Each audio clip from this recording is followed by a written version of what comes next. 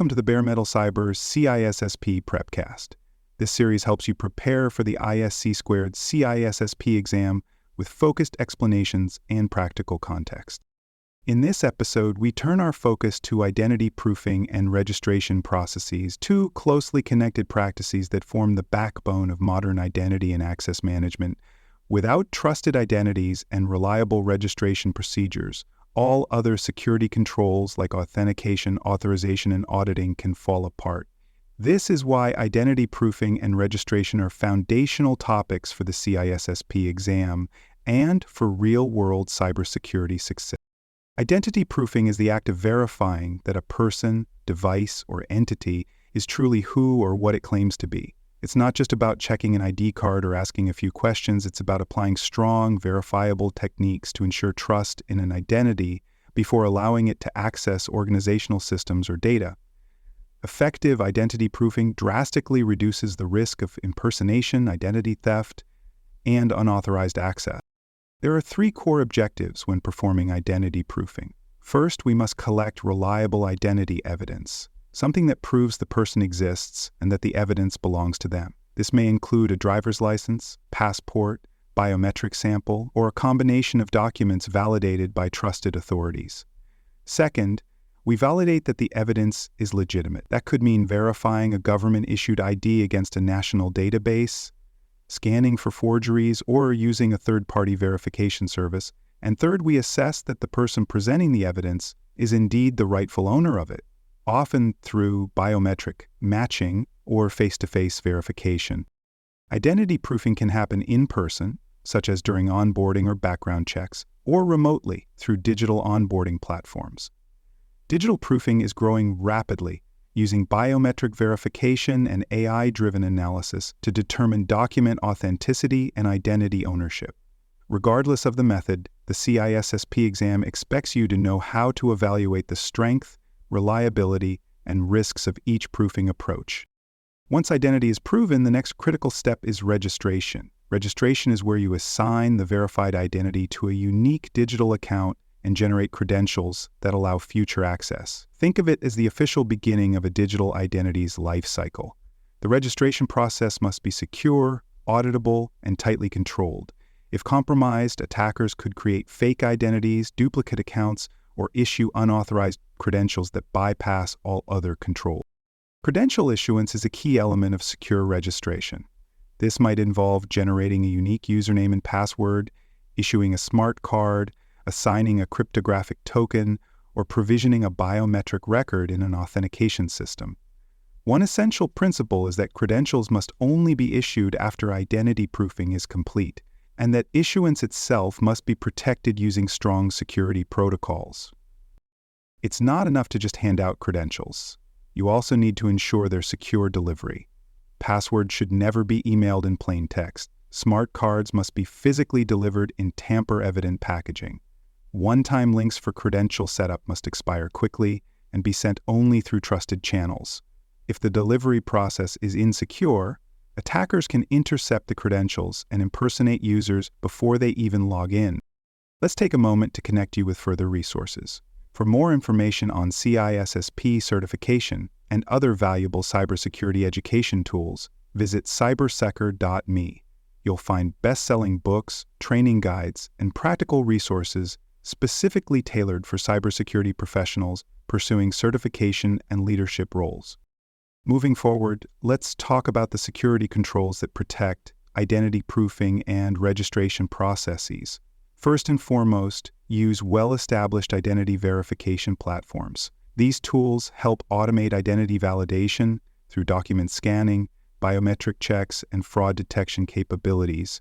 If you rely on manual checks, make sure staff are trained in how to detect counterfeit documents and verify identity securely.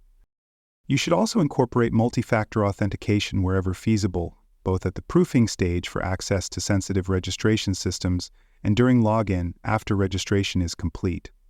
For high-risk users or privileged accounts, biometric authentication or digital certificates can provide strong assurance. Another important control is secure data handling. Identity proofing involves sensitive personal information, names, addresses, dates of birth, and possibly biometric data. This data must be encrypted during transmission and storage. Access to it should be limited to authorized personnel only, and logs must be kept for all data access events. For more cybersecurity content and books, please visit cyberauthor.me. You'll find bestseller books, training tools, and resources tailored specifically for cybersecurity professionals.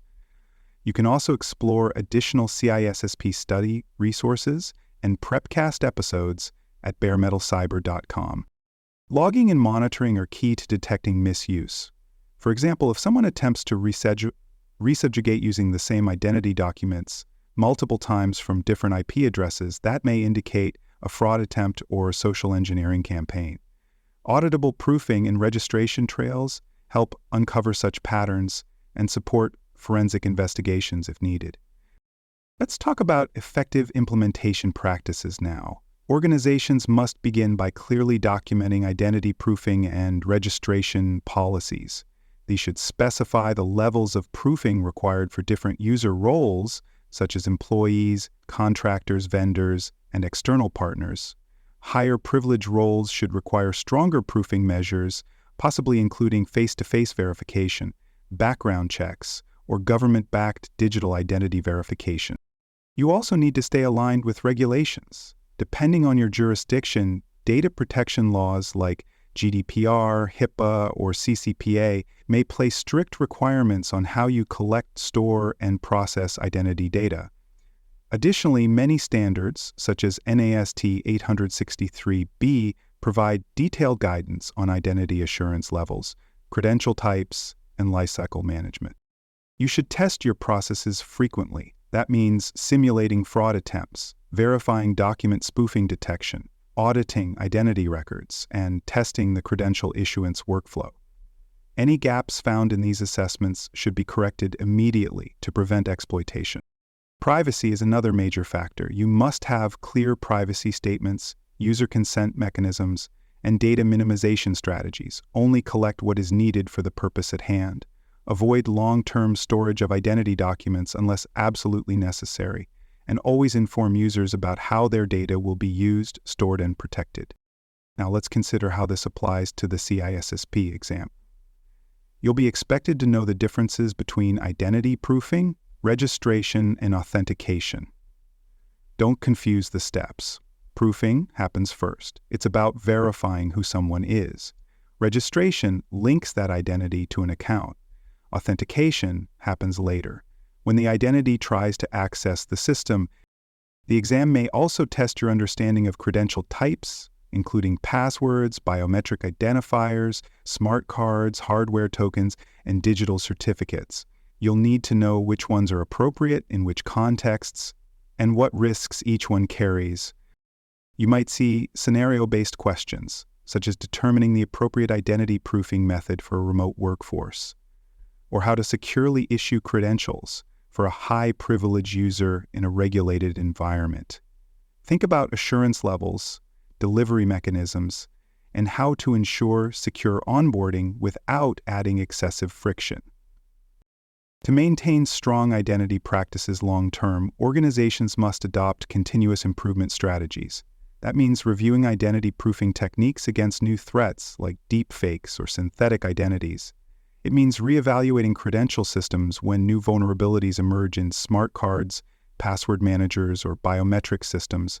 And it means keeping an eye on regulatory developments that may shift what's considered acceptable identity evidence or data storage practice. Cross-functional collaboration is also vital. Identity proofing isn't just an IT function. It involves HR, legal, compliance, and often third-party partners. These teams must coordinate on how identities are verified, how access is granted, and how security is enforced across the identity lifecycle.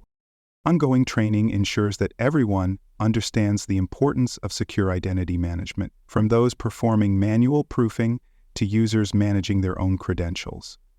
Don't treat identity proofing as a one-time event.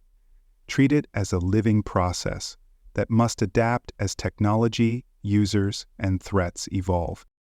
In closing, identity proofing and registration are the pillars upon which your entire access control framework rests. If you can't trust your identities, then you can't trust your authentication, authorization, or audit trails. For CISSP professionals, mastering these topics means understanding the human, technical, and procedural aspects of identity lifecycle management and being able to implement them securely, at scale, and in compliance with all applicable standards.